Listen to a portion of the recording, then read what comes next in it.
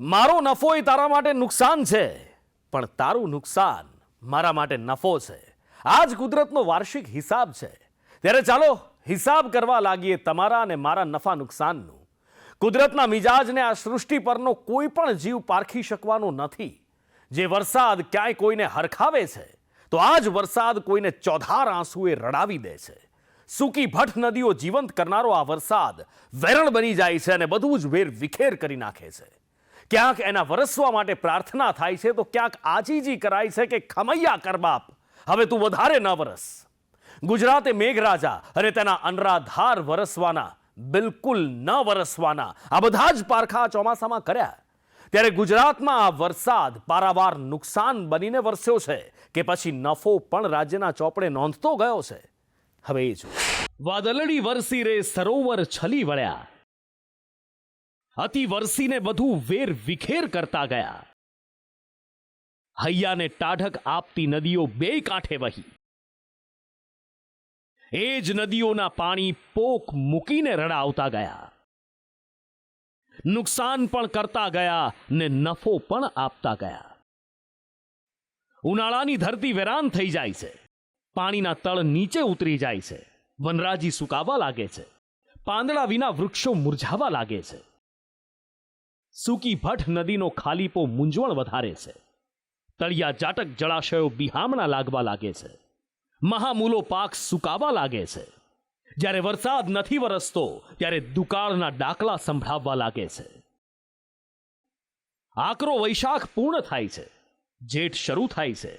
આંખે પાણી આવી જાય છે, પણ મેહુલિયો હેત વરસાવતો નથી. જેઠ મહિનાના દિવસો વીતતા વીતતા ધીમે ધીમે આભ મંડળમાં વાદળો બંધાય છે. ખેડૂતો, માલધારીઓ, પશુ પંખીઓ બધા જે ક્ષણની આતુરતાથી રાહ જોવે છે, આખરે આવી જાય છે. આકાશમાંથી મહેર બનીને મેઘરાજા વરસવા લાગે છે. પ્રકૃતિ સોળે કળાએ ખીલી ઉઠે છે. કાગ ડોળે વરસાદની રાહ જોતો જગતનો તાત સોનેરી છાંટા પડતા ગેલમાં આવી જાય છે. નદીઓના પાણી ખળખળ વહેવા લાગે છે, સરોવરો છલકાઈ જાય છે. વરસાદ એ પ્રકૃતિનો પ્રાણ છે. વરસાદ છે તો સૃષ્ટિ છે. સારો વરસાદ વરસે તો નદીઓ બે કાંઠે થાય, સરોવર છલકાઈ જાય, પાણીની સમસ્યા ઉકેલાઈ જાય. ખેડૂતોને સિંચાઈ માટે પાણી પહોંચાડી શકાય. ન માત્ર ખેતી પણ અર્થતંત્રને પણ પીઠબળ આપવાનું કામ પાણી કરે છે. એવું લાગે કે બધું સમુસૂત્રું પાર થઈ રહ્યું છે, પણ મુસીબત ત્યારે વધે છે જ્યારે અતિની ગતિ થાય છે. અતિ સર્વત્ર વર્જ્ય તેની વાત વરસાદના પરિપ્રેક્ષ્યમાં પણ સાચી પડે છે. જ્યારે જરૂરિયાત કરતા અનેક ગણો વરસાદ તૂટી પડે ત્યારે અતિવૃષ્ટિ થાય છે. એક જ દિવસમાં 20 થી 25 ઇંચ વરસાદ વરસવો એ અતિવૃષ્ટિની વ્યાખ્યામાં આવે છે. વરસાદ જરૂર પ્રમાણે વરસે તો અમૃત જેવો લાગે, પણ હદ કરતા વધારે વરસી પડે અને અટકવાનું નામ ન લે ત્યારે વરસાદ કાળો કેર વર્તાવે છે અને વિનાશ વેરે છે. આમ તો વૃષ્ટિ એટલે સૃષ્ટિની ધાત્રી, જીવનદાત્રી અને સંજીવની છે. પણ એ રૌદ્ર સ્વરૂપ દાખવે ત્યારે કાળા માથાના માનવીને છઠ્ઠીનું ધાવણ યાદ કરાવી જાય છે. ગુજરાતમાં મેઘરાજાએ વિરામ લીધો ત્યારે ફરિયાદ થઈ કે વરસાદ વરસતો નથી. એણે તો રીસામણા લીધા છે. બસ મેહુલિયાએ તેની બીજી ઇનિંગ્સમાં મહેણું તોડ્યું અને મુશળધાર બેટિંગ કરી. કચ્છ, સૌરાષ્ટ્ર અને મધ્ય ગુજરાતમાં એ ધમધોકાર વરસ્યો. પણ એ વરસ્યો ત્યારે પણ ફરિયાદ થવા લાગી. હવે ફરિયાદ થવા લાગી એના વધારે વરસવાની. ભારે વરસાદના કારણે જિલ્લાની નદીઓમાં પૂર આવ્યા, જળાશયો છલકાવા લાગ્યા અને આ પાણી ગામડા શહેરોમાં ફરી વળ્યા, જેના કારણે ભયંકર તારાજી, પારાવાર નુકસાની થઈ. ચોમાસાની બીજી ઇનિંગમાં જો કોઈ જિલ્લો સૌથી વધારે પ્રભાવિત થયો છે તો એ છે વડોદરા.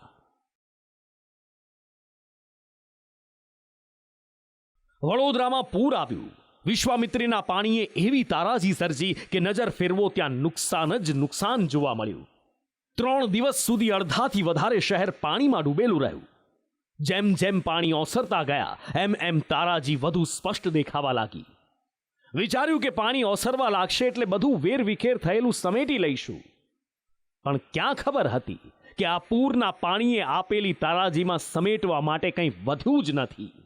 દુકાનમાં રાખેલી વસ્તુઓ પલળી ગઈ, હોસ્પિટલમાં રાખવામાં આવેલા મશીનો બગડી ગયા.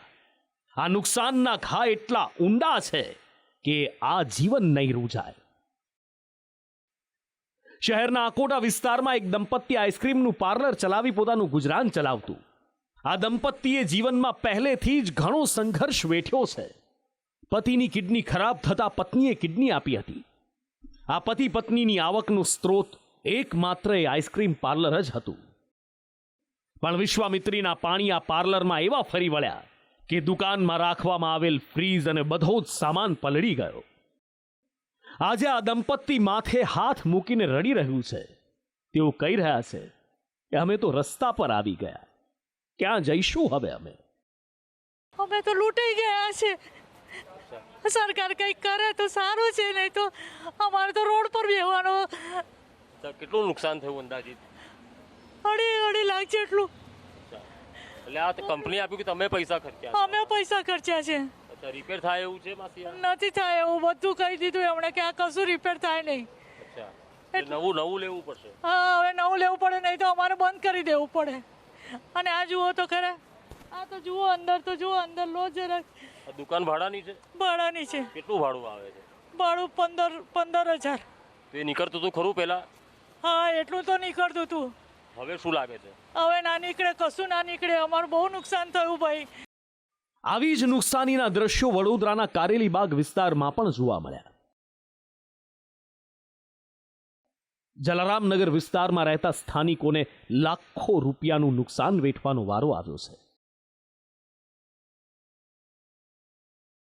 દાઝિયાને ડામ ન અપાય, પણ કદાચ આ નેતાઓ સમજતા નથી એવું લાગી રહ્યું છે.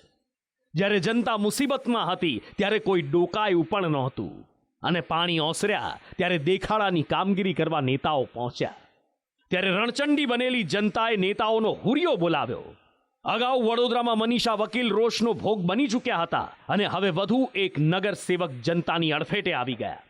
વોર્ડ નંબર 2ના કોર્પોરેટર મહાવીરસિંહ રાજપુરોહિતનો લોકોએ હુરિયો બોલાવ્યો.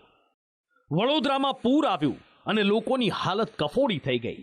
જનતા હવે તંત્રને કહી રહી છે કે આ તમારી જ આપેલી આફત છે, જેથી આ આફતમાંથી હવે તમે જ ઉગારો.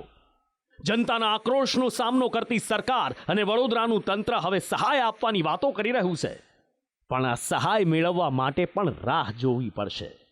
કેમ કે તંત્ર હવે પહેલા સર્વે કરાવશે કે કોને કેટલું નુકસાન થયું છે. કેશડોલ અને અન્ય સહાય ચૂકવવા માટે 170 ટીમો સર્વે માટે મેદાનમાં ઉતરી છે. પૂરમાં ઘરવખરીને થયેલા નુકસાનમાં 2500 રૂપિયાની સહાય ચૂકવવામાં આવશે. નુકસાન હજારો લાખોનું ભલે હોય, પણ ઘરવખરીની સહાય માટે તમને મળશે માત્ર 2500 રૂપિયા. જનતાની સાથે વિપક્ષ પણ વડોદરા મહાનગરપાલિકાને આડે હાથ લઈ રહ્યું છે. વિપક્ષ નેતા ચંદ્રકાંત શ્રીવાસ્તવે આરોપ લગાવતા કહ્યું, મેયર પદાધિકારીઓ સિવિક સેન્ટરમાં બેસી પૂરની સમીક્ષા કરતા રહ્યા. નુકસાન થયાની જવાબદારી શાસક પક્ષે લેવી જોઈએ. વિપક્ષે આરોપ લગાવ્યો કે વિશ્વામિત્રી પર ઊભા થયેલા ગેરકાયદેસર દબાણના કારણે પૂર આવ્યું છે, જેની સામે વડોદરાના કલેક્ટર હૈયા ધારણા આપતા જોવા મળ્યા કે સરકારી જમીન પરના દબાણો મામલે તપાસ કરવામાં આવશે. કારણ કે નગરજનો જ્યારે મુસીબતમાં હોય ત્યારે એમની પાસે એક જ સારું હોય છે, મહાનગરપાલિકા. અને આપણે જો આટલો મોટો સ્ટાફ રાખતા હોય, આટલી મોટી ફાયર બ્રિગેડ રાખતા હોય, તો પછી એના માટે વ્યવસ્થાની પણ જોગવાઈ કરવી જોઈએ. હવે 10 બોટ હોય, 20 બોટ હોય, એનાથી શું આટલો 27 લાખની વસ્તીની અંદર અને ચારે બાજુ પાણી ભરાયેલું હોય, એવા સંજોગોમાં પહોંચી વળવું પણ અઘરું છે. પણ એના માટે જુદી જુદા વોર્ડની અંદર વોર્ડ ઓફિસરોથી લઈ અને ટીમો તૈયાર કરવી જોઈએ. સરકારી જમીનના દબાણો પૂરતું જિલ્લા વહીવટીતંત્ર અને મહેસૂલી તંત્ર એનું જે પણ દબાણોની રજૂઆત આવશે એ ચેક કરશે. અને અમારી પાસે પણ જે અમારું તંત્ર છે એના દ્વારા સરકારી જમીનોનું અમારી પાસે એક લિસ્ટ છે, તો એનું અપડેટ, મતલબ કે આજની સ્થિતિએ ત્યાં કોઈ દબાણ છે કે કેમ, અને દબાણ હોય તો એ લેન્ડ રેવન્યુ કોડની જે કાયદામાં પ્રસ્થાપિત જે છે પ્રક્રિયા, એ પ્રક્રિયા અનુસરીને કરવાનું થશે. ન માત્ર વડોદરાના શહેરી પણ ગ્રામ્ય પંથકોમાં પણ પારાવાર નુકસાન થયું છે.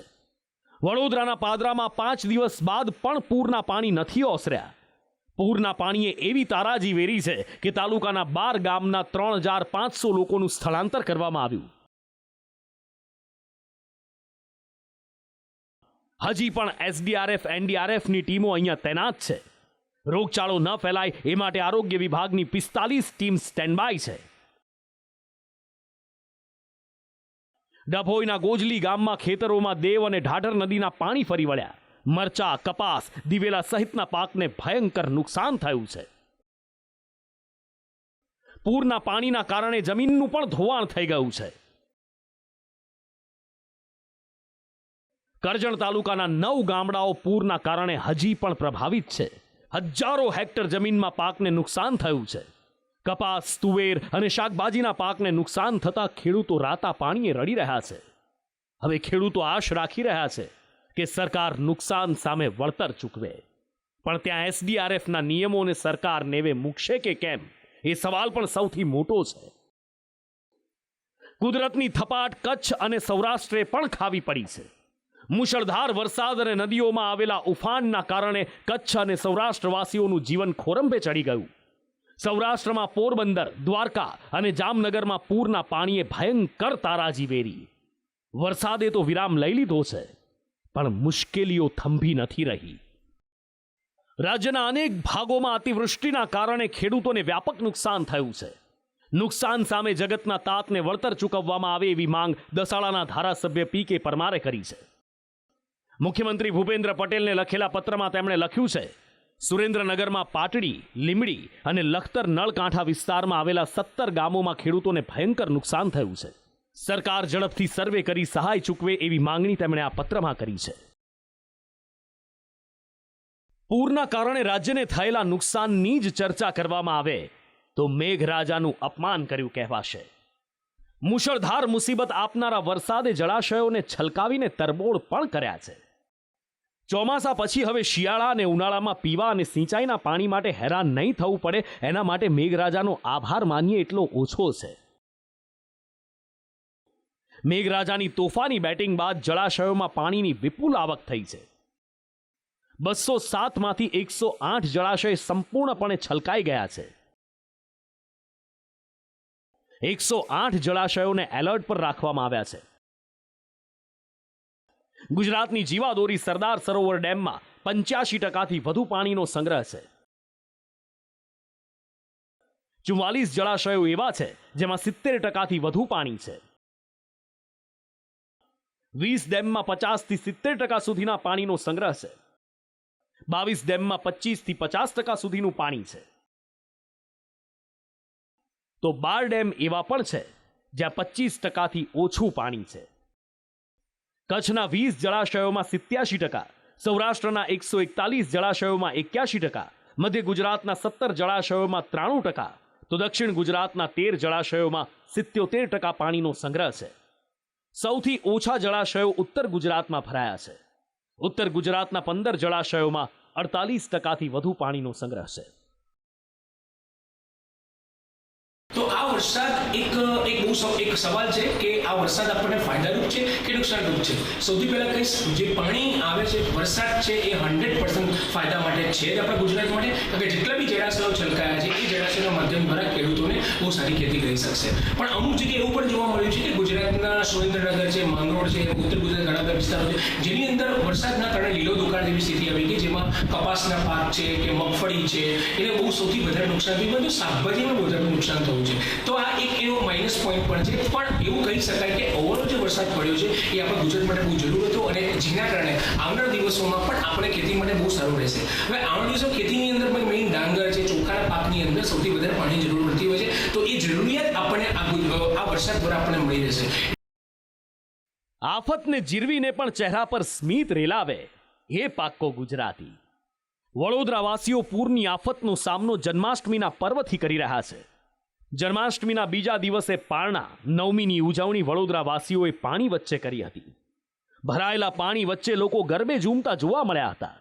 ગરબે ઘૂમી રહેલા લોકોના ચહેરા પર ભલે ખુશી જોવા મળી છે, પણ એ ખુશીની પાછળ અસહ્ય પીડા છુપાયેલી છે. બ્યુરો રિપોર્ટ સંદેશ ન્યૂઝ.